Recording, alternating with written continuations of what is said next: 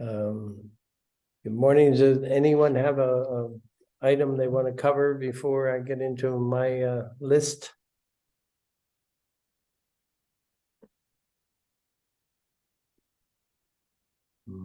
Seeing none, we'll start with a question that came up this week from one of our agents who's representing a buyer. And the buyer is a married woman who wanted to buy the property herself. And so he was going to write up an offer for this woman. And so he just wanted to confirm that he could write it up without including the spouse of the woman, because he knows them and they're married. So, and she said, no, that it's all good. I'm going to buy it by myself. And so my opinion is, there's an old line that we use sometimes, and it says, takes one to buy, it takes two to sell. And I don't know if that's actually accurate or not. Some of these stories we may have may not be accurate. But anyway, I said, go ahead and write it up. And then, when it gets you open escrow, give it to the title company to figure out, if they need any additional documentation to confirm that she's buying it by herself without her spouse. So, where the funds coming from? Are they community property funds and blah, blah, blah, blah. But I don't feel our agent had to figure that out in advance. If the offer got accepted, let the title company do the work they do in figuring out title. Yeah, Heather. I had a transaction with that same thing, and okay. The title didn't actually have anything they needed, but she was getting a loan. So the lender wanted a statement from, or it may have been title as well, but wanted a statement from the husband saying that he was not, going to be party to it. Okay, yeah. The one I'm talking about was a cash deal, so that didn't come up either. Yeah, Eric, you have your hand up. Well, a somewhat related but unrelated story is I was working with a couple once, and I knew them. I'd been showing them property, and we found one that they liked, and they applied as husband and wife, and everything looked fine. The lender got to us and said that the wife's credit had some dings on it, and this transaction would flow more smoothly or be more viable if the husband bought it by himself, and then she came back on title afterwards, and there would be no problem. And it turned into a horrible situation and a lesson learned, in that we went ahead and did that, and closed the deal with the husband only. And then he refused, and actually the majority, if not most of the money, was the wife's money, and sold in separate property, I think. And after close of escrow, the husband refused to put her on title. And she basically, they end up divorcing, I think. And he probably ended up being the sole owner of this property that was bought with pretty much her funds. Wow. And I mean, could have never seen it coming. Just, they seemed like a happy couple and all. And he turned out to be very less than honorable, and much to her financial detriment. And the moral of the story is, if you're going to approach something like that, do it extremely cautiously and have a grant deed signed ahead of time that can be recorded after close of escrow, putting her on title. Yeah, that's an interesting scenario. Yeah. It was a very painful lesson about trusting people and getting involved in a transaction.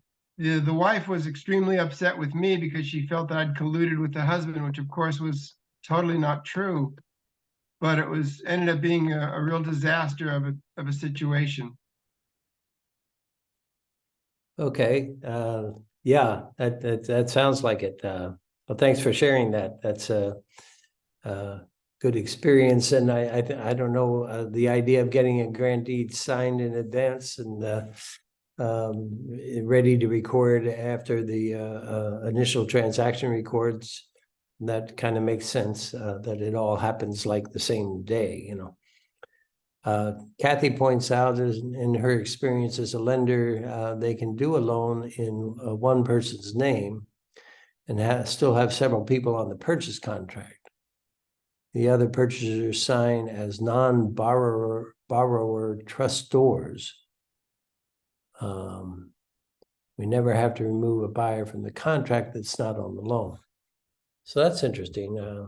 I always thought when you did have a kind of a credit situation like you referred to, Eric, that, you know, that particular buyer had to be removed from the contract, but Kathy says no. So, Deep So- research required. pardon me?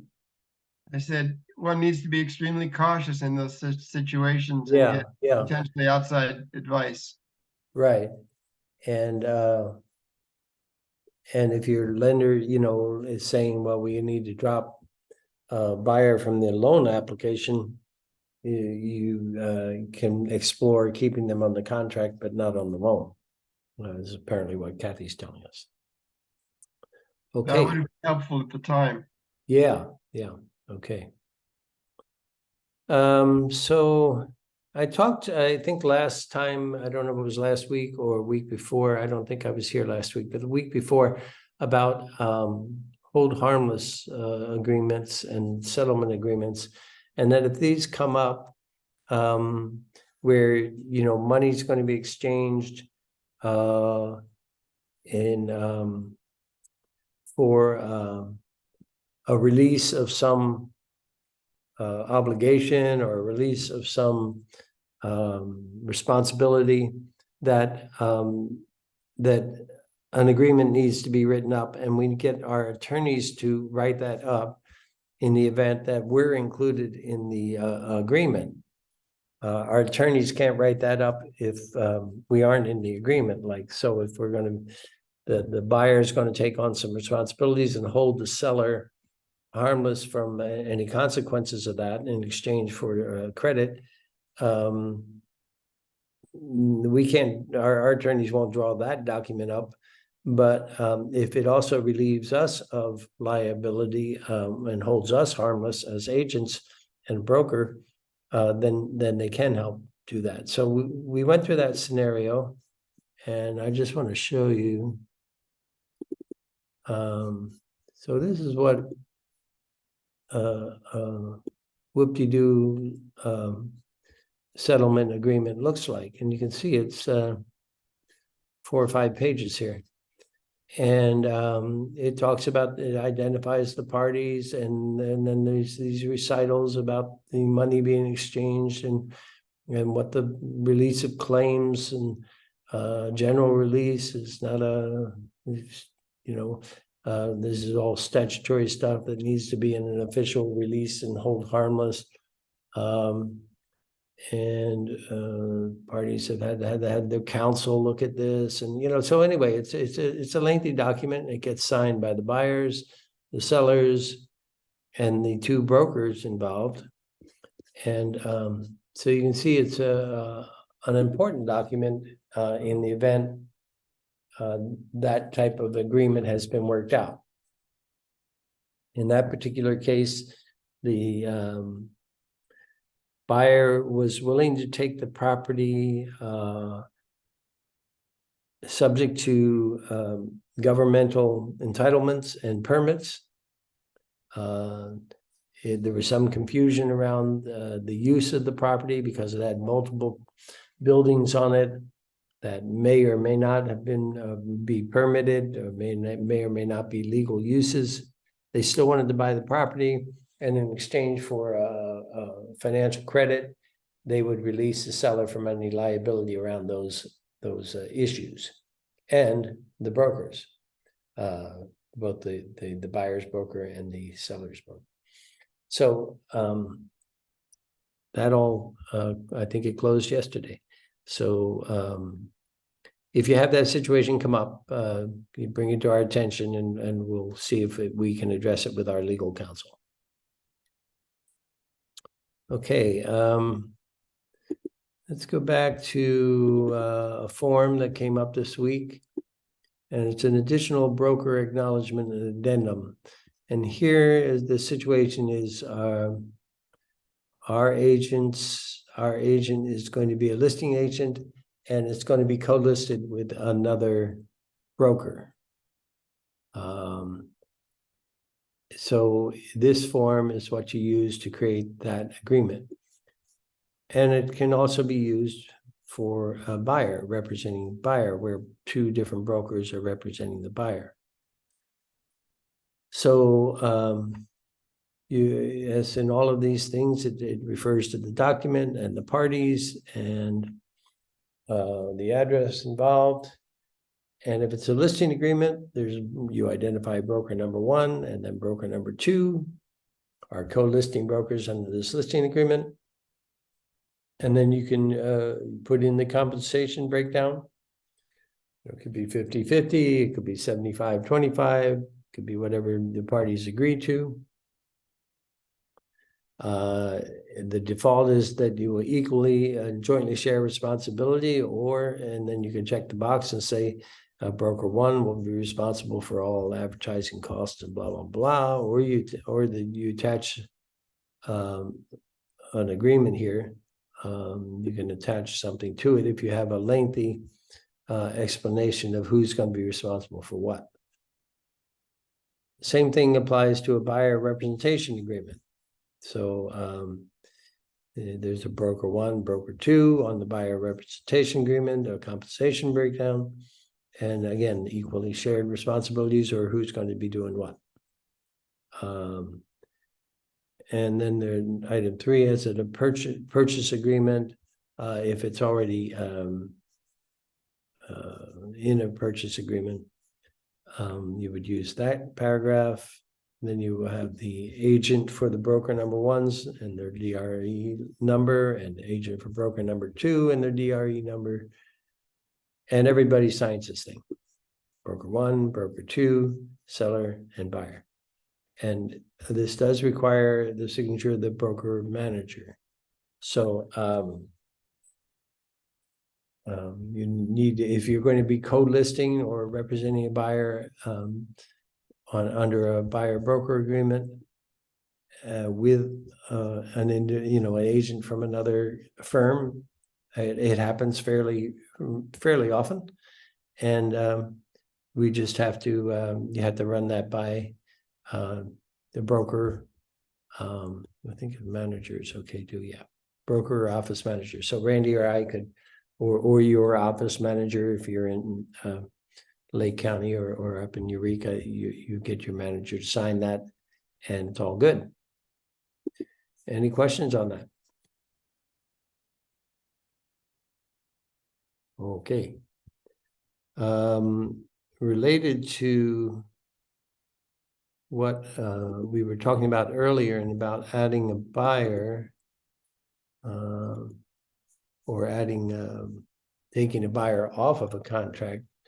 We've done this form before, but it came up again this week, so I thought I'd do it again because the agent was adding. It's an interesting scenario. The husband had gone into contract to buy the property himself, and then in the last week here prior to closing, they decided to put the wife on title as well. I don't know why they didn't start that way, but who's to ask? But so now it's a cash transaction, so there wasn't a loan involved, so that was okay. But you use this form. The agent just wrote up an addendum. Well, there's 2 things wrong. So he wrote up an addendum to the contract, adding the buyer to. Just said the addendum said Mrs. So-and-so, Mrs. Jones is hereby added to the contract.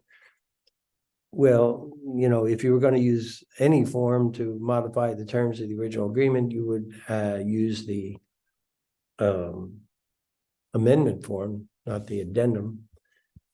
And secondly, this form, and more importantly, this form is already designed to do that, because all of this falls under the assignment clause in the RPA. So there's the right of assignment, and there is a right to add a family member and so forth. The good thing this form, one of the good things this form does is number one, here, you're going to partially assign. That means you're going to add a buyer, and you're going to identify the buyer down below. It spells out here how the documents need to get signed. So the agent called me and said, well, what documents do I need to get this new buyer to sign? And I said, well, if you use this form, it's going to tell you. So it talks about prior documents. The signee shall initial the first page of each document and deliver to seller all of the transaction documents previously approved by the buyer, including but not limited to, and so forth. So they need to sign everything that's already been signed. Or they can deliver proof of that they've already, seen all these documents or something here under prior documents already delivered to a signee. A signee acknowledges the buyer has already provided a signee of prior documents. The prior documents are not yet delivered. So this just talks about the delivery of the prior documents. There talks this clause on the lender, if there was a loan, that the lender's already approved this buyer. And the time to do this, and if there's consideration for the assignment, that needs to be spelled out. And then the buyer signs, and the assignee and the seller. So, there's 3 different parties signing that form. So that form is very helpful. It is a relatively new form, and it's very helpful when we're adding a buyer or taking a buyer off the contract. There was a clause there, replacing the buyer would be C here. Replacing the buyer and at least one original buyer remaining, or deleting a buyer. So Tom Tallman was hereby removed. So if you had a circumstance where you're going to remove a buyer, that again, this form works for you. Garrett, I had a question because I've run into this in the past with the prior documents, which weren't as good as this seems to be. Right. But as far as when somebody has to go back and sign a bunch of things that already have been done by one person because they're being added on, some ways that I've received from buyer's agents is they will simply state all of the documents as opposed to having the additional buyer have to sign each one. So is that still something that's workable?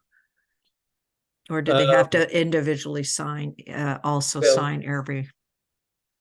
This document calls for them to initial the first page of each document. Okay. So they do have to provide the documents with the initial. Yeah. Okay. And then, right. and then, it talks about delivery of the documents, and this is much better. I mean, I've done that before too, Yvonne, where I just buyer hereby acknowledges that they have read and approved the following documents, and you list. This is a little more, let's see, a little more official, that they actually have assigned, at least initialed the first page of each document. Okay. Yeah, this does look better. So thank you. Great. Yeah, and then, when we as the seller's agents say, hey, you need to get, have the buyer sign all those things, you can say, hey, it's not our fault, it's the form, Right. Right, exactly. Try to avoid that. I know Keely is one of our TCs, and Keely, have you had experience using this form and getting new buyers to sign off on those? Actually, what I see the most is that people actually want to have the buyers sign all of the documents just to be safe. Yeah, yeah, that's what this document calls for, is that we get a copy of the first page initialed by the new buyer. And I get pushback even on just that they want it, Yeah, the buyer's initial, their signature everywhere it should be. yeah, gotcha. Okay, good. Eric? It seems like a receipt for document form might be good, except that what they really want is the approval of the documents. So that's why receipt for documents probably is not the vehicle to use. Yeah, you're right. Yes. Okay. Any more questions on that? Okay, we had a situation come up this week also. Our agent was working with a potential listing, a seller, and was going to list the property. They asked their title representative to pull a property profile. And the property profile, they were going to list the property for like $850,000. And the property profile showed a loan against the property of $1.1 million. So this raised all kind of red flags in the mind of the agent, which it should, you know. But the documentation also said that that loan was a reverse mortgage. So what happens with reverse mortgages is they have a maximum value that the lender agrees that they would lend $1.1 million. But that doesn't mean that the borrower has actually borrowed all that money. And in this case, you know, I said, okay, that's a reverse mortgage, and that's the total amount that they could be liable for. And that's what the deed of trust is for. But you need to get a statement from the lender saying how much they currently owe, so you know you aren't dealing with a short sale. So when she found that out, it was actually $650,000 that they had borrowed against that with that reverse mortgage. And so they had $200,000 of equity and could, you know, so everything's gonna, you know, go smoothly. If they had that high of a loan, was the property at a higher value at some point? I mean, how could they Yeah, I didn't kind of even broach that question about why this reverse lender would have a loan that was so much higher than the market value of the property. So I don't know. I didn't explore that. It wasn't really our purview to explore that. But either the appraiser, you know, appraised it grossly overpriced, or there's some other mechanism working there. Now, we've had experiences recently. I think, I don't know if you had this, Yvonne, too, or someone, where there was a reverse mortgage on the property and the party died, and the reverse mortgage company is kind of like all over this, you know, to get their money. And even though the heirs were doing what they had to do to list the property and sell the property, the reverse mortgage company was running down the path of foreclosing on the property.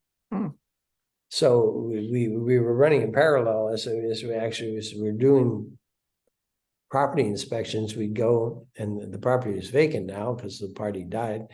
And there'd be notices on the door that this property is being foreclosed upon and blah, blah, blah, blah, blah.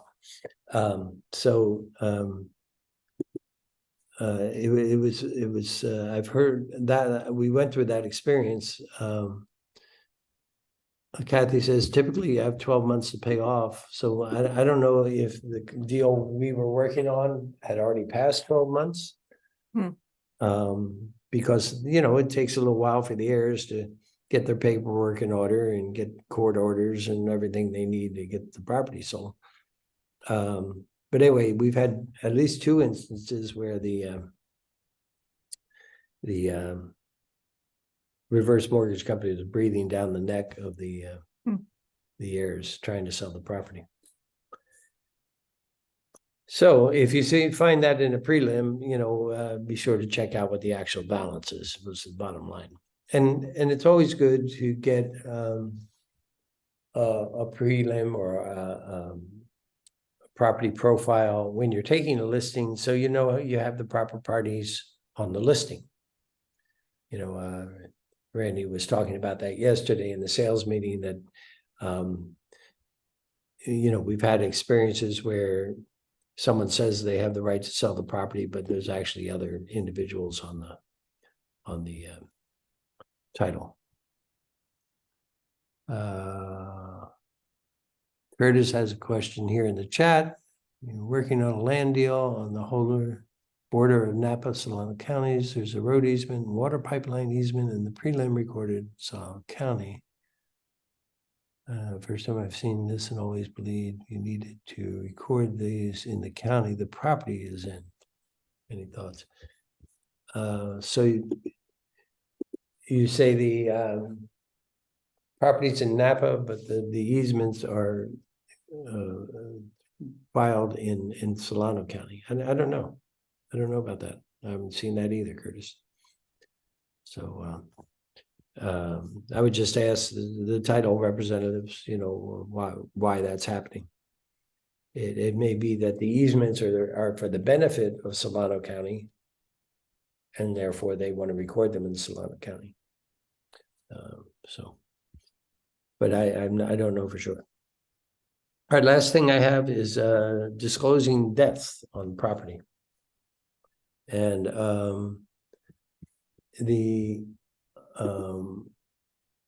let's see, I'll go back here to broker risk management, our good old source, broker risk management. So the question came up, we're representing a seller, surviving spouse, and her husband committed suicide in the house within the past 3 years. So the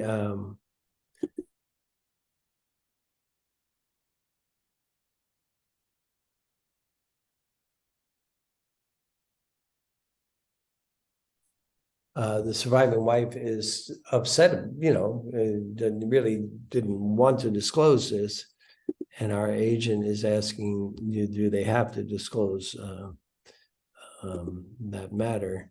So we go to our good old source of broker risk management, and we put in our password, BHGWCG, and then we put in our password, which is Bonita, ITA, and we log in. Did you want to be sharing so we could see the screen? Yeah, isn't it not sharing? No, I don't see it. Oh, Anybody okay, else? sorry. I'll try to share it again here. Okay. Can you see it now? Yes. Okay, great. All right, well, I hit the little client login button, and then I logged in using WCGBHD and Bonita. There you go. WCH. Can you see that still? Yes. Okay. And so I'm logging in. Come on, log in. Okay, and then I'm going to go to weekly practice tips. And I'm going to search over here under death. Not a very pleasant search, but that's what we got. Okay, death on the property. So that's the first one that comes up. And it's a long kind of weekly practice tip. And it explains everything. Common misperceptions, seller sensitivity. Although discussing death on the property may be upsetting the seller, the fact that the seller is sensitive about revealing the death does not negate the seller's disclosure obligation to do so. And you have to disclose the cause of death as well as the actual death. So, so that was the answer. The occurrence of an occupant's death upon the real property or the manner of the death where the death has occurred more than 3 years prior to the date of the transferee offers.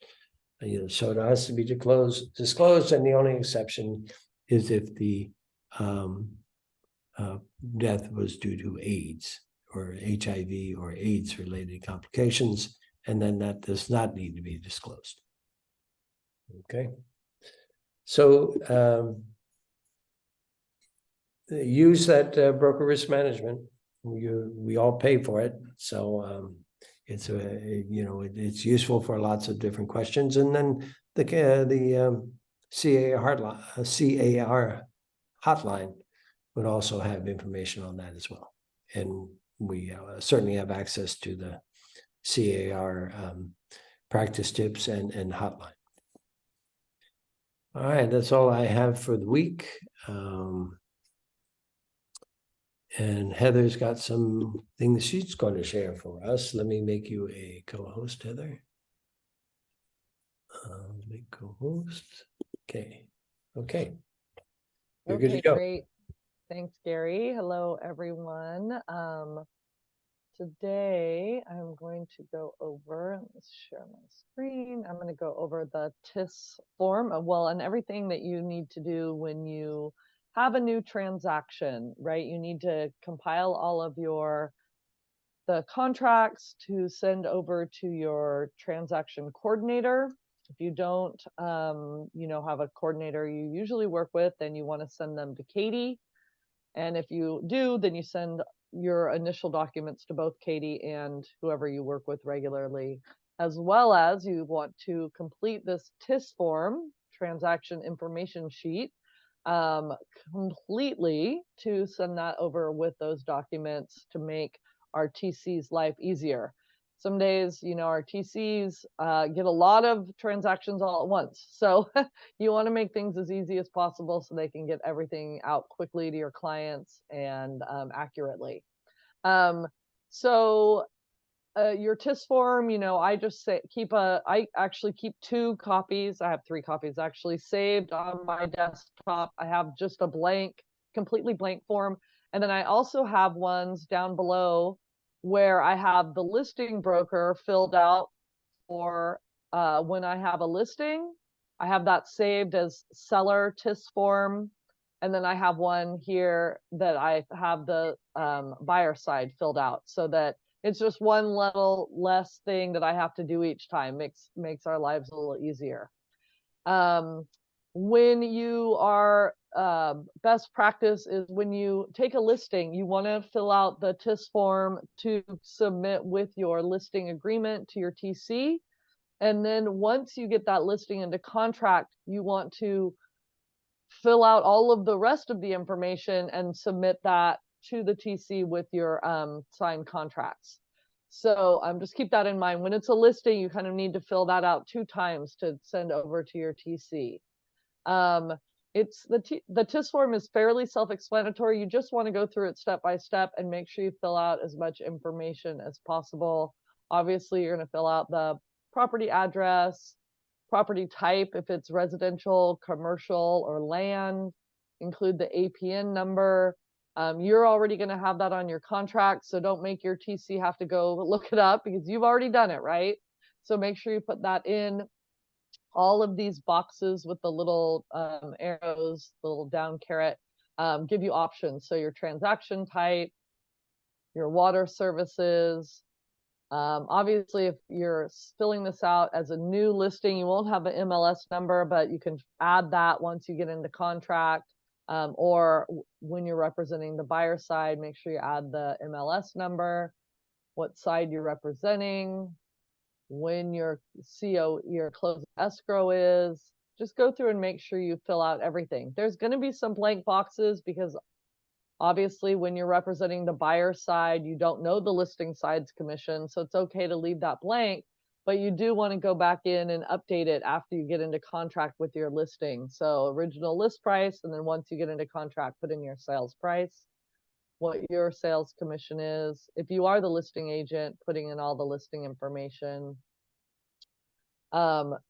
Just going down and making sure everything is filled in as much as possible. Those inspection contingencies, your TC will verify that, they'll double check those. So it's good to have a couple of eyes on it so that there's an agreement between you and the other party, the other side, that when everything's due. So you're, can be clear with your client.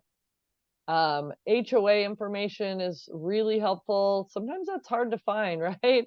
I've gone in before to an old listing. If my client doesn't know, as the seller, maybe they don't know all the information. And surprisingly, sometimes people don't know.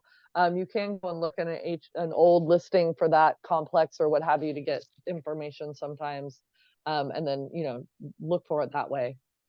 Some really important things is if you want to have the TC order your NHD, you want to make sure you check yes, as well as the home warranty. Give them as much information as possible here. If you want them to order the, whether or not there's a home warranty, if you want your TC to order that, that's a great service that they provide for us. It's really convenient.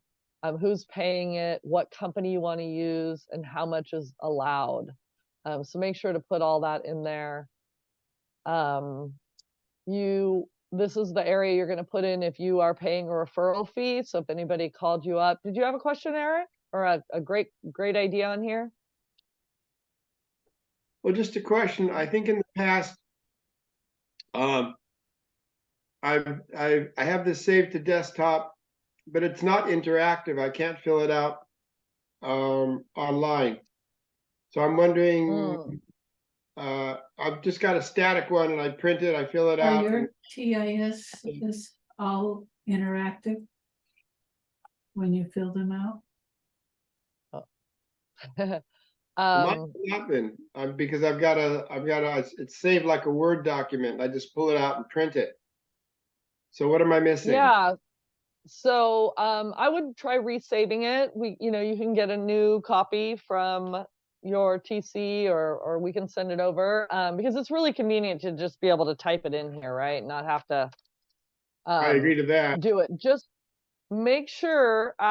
So I actually forgot to say, one of the first things I do is I go up into the menu and I click Save As, and I resave this with the new property address or the client's name, so that then I still have my clean blank master one.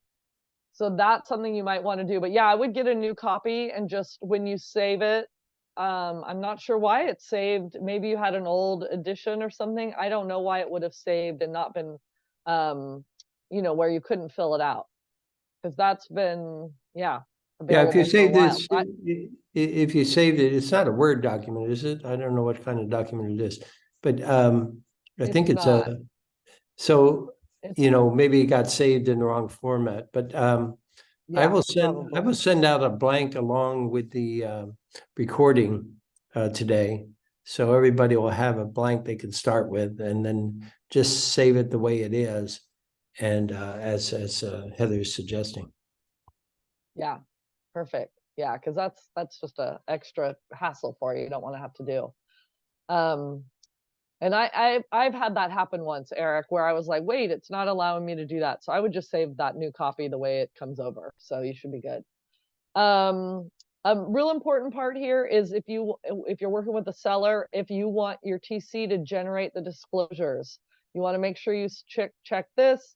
And then how do you want them to get the documents?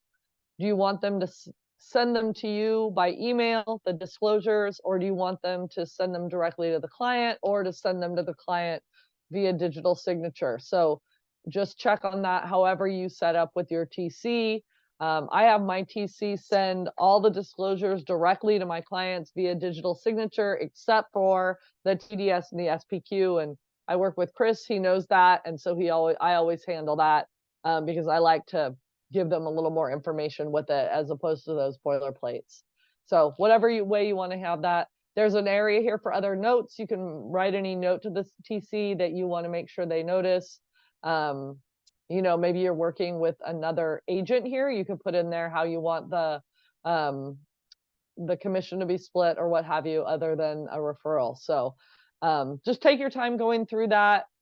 You are, it's really helpful the more information you have. So if you're working with the seller, you're going to fill out this. If you're working with the seller, obviously, once you get into contract, you can add in the buyer's names, but you're not going to know their address. You're not going to know everything else, but as much information as you can.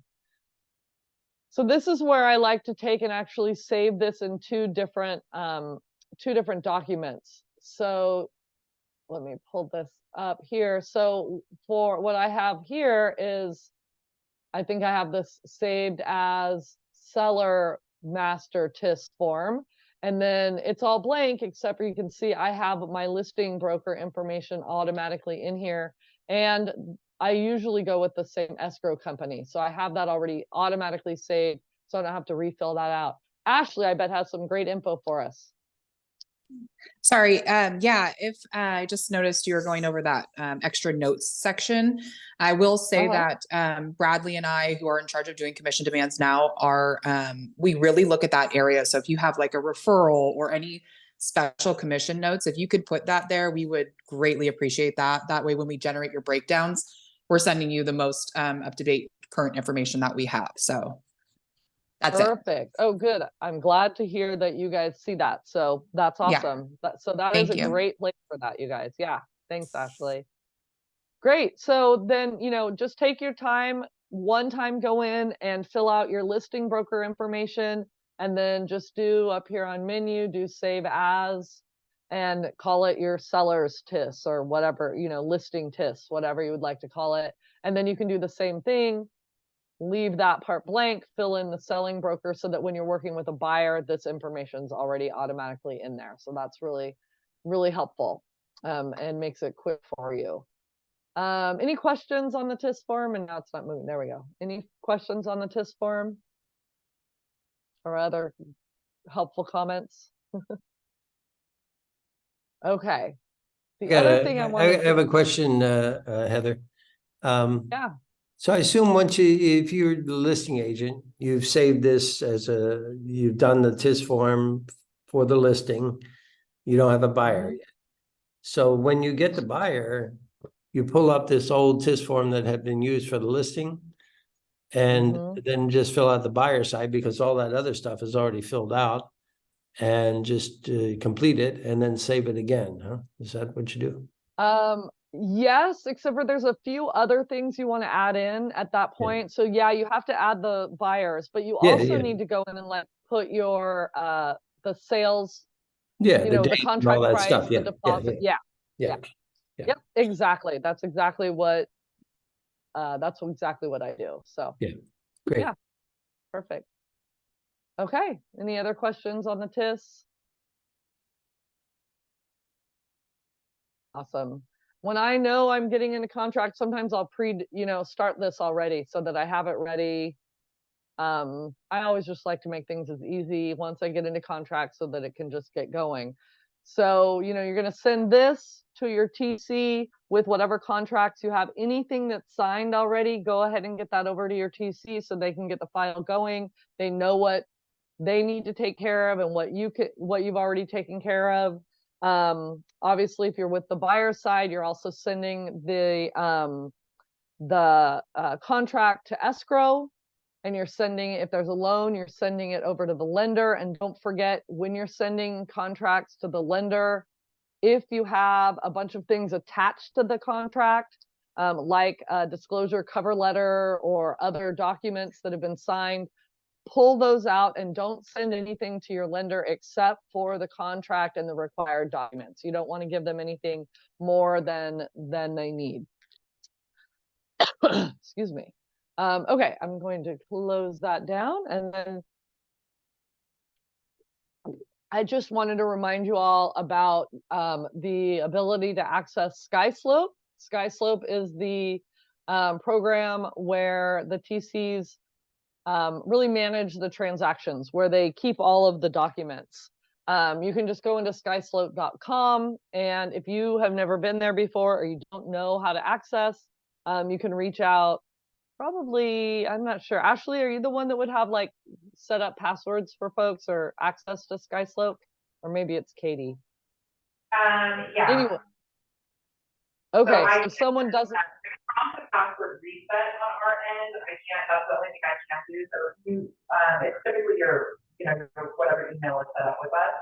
And then you can prompt your own password reset as well. But I'm happy to assist. So feel free to reach. Okay, great. So if you have any problems, reach out to Ashley, but she said it's just your company email.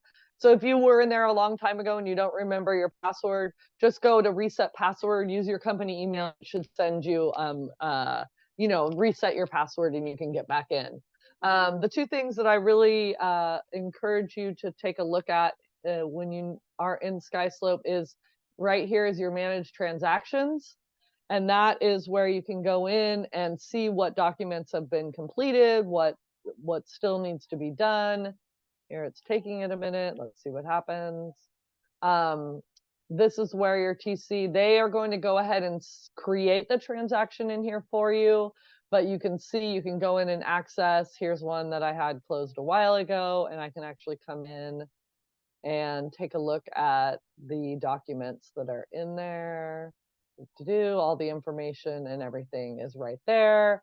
There's the documents over, there's these tabs along the top, so you can go in and take a look at the documents. So if you need to go in and reference anything, all the documents from that transaction there, wow, it's pretty shocking how much stuff we we have for each transaction. So those are all there. You can always go back. Okay, it's trying to tell me something.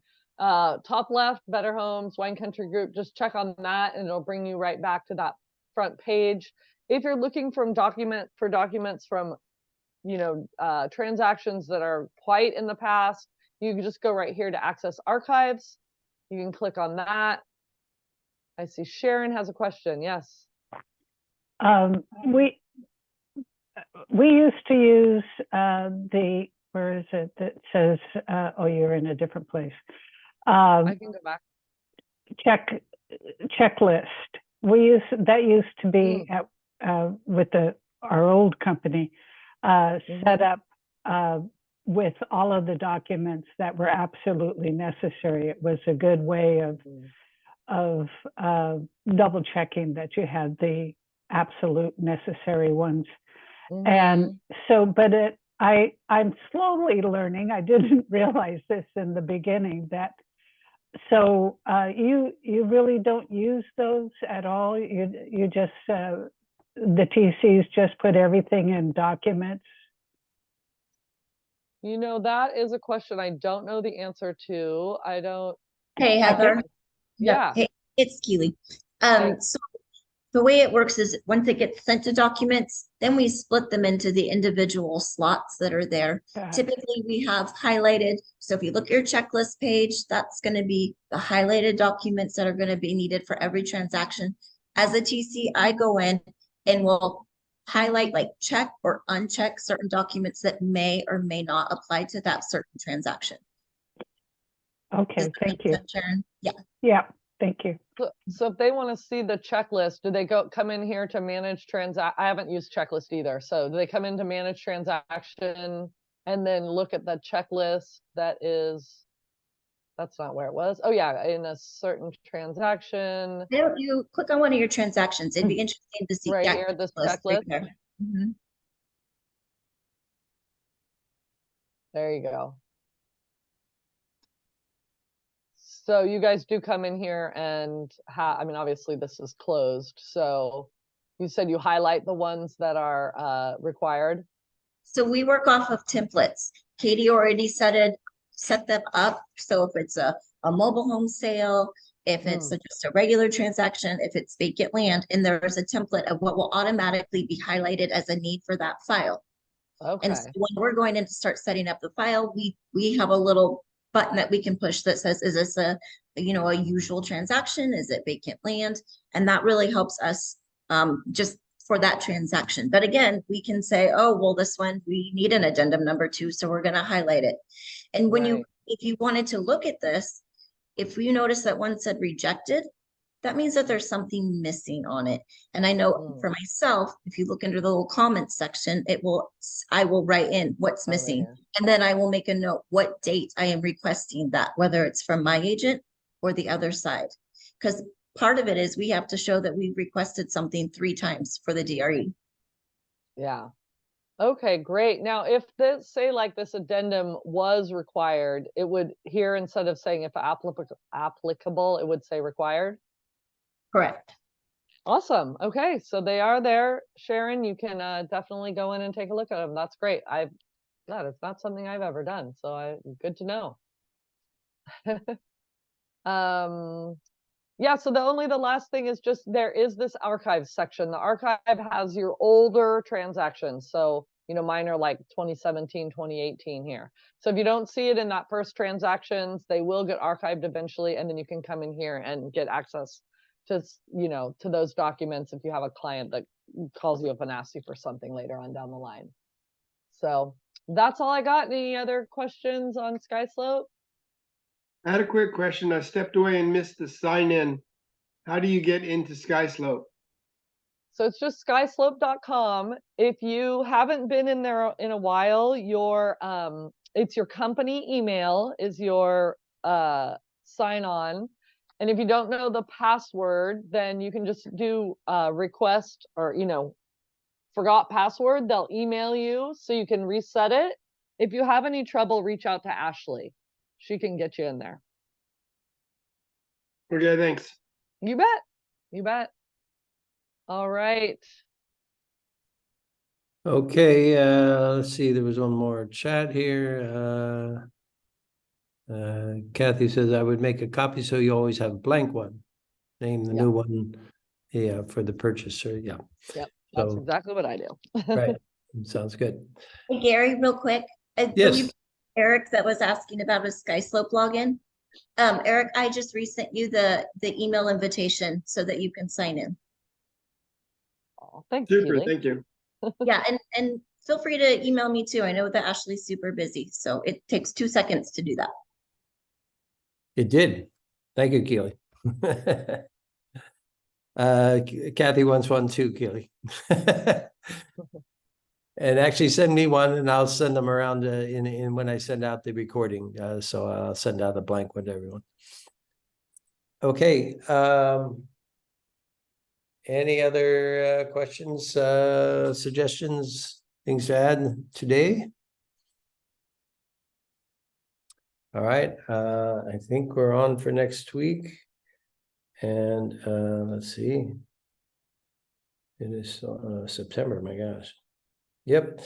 We'll be around next Friday, so we'll plan on getting together then. Thanks for tuning in. Have a great weekend, everybody. Go sell some real estate. Bye, everybody. Have a good one.